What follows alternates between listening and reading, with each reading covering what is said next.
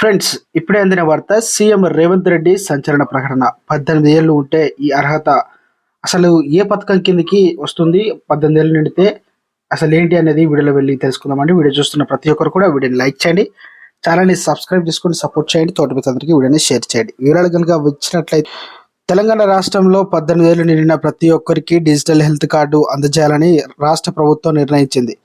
ప్రజల ఆరోగ్య పరిస్థితిగతులను సమగ్ర సమాచారం అందుబాటులోకి తేవడంతో పాటు ఈ రికార్డుతో మెరుగైన అత్యవసర సేవలను అందించవచ్చని ప్రభుత్వం భావిస్తుంది. దీన్ని ఆధార్ ఆరోగ్యశ్రీ కార్డు అనుసంధానం చేయనుంది. కార్డుల జారీలో భాగంగా సిబ్బంది క్షేత్రస్థాయిలో ఇంటింటికి వెళ్లి వ్యక్తిగత వివరాలు సేకరిస్తారు.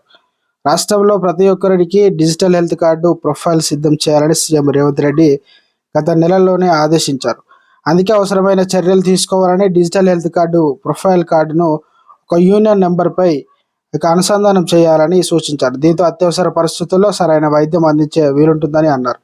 అలాగే ఆరోగ్యశ్రీకి తెల్ల రేషన్ కార్డు తప్పనిసరి అనే నిబంధన సడలించే అంశాన్ని పరిశీలించాలని సీఎం అధికారులు చర్చించారు.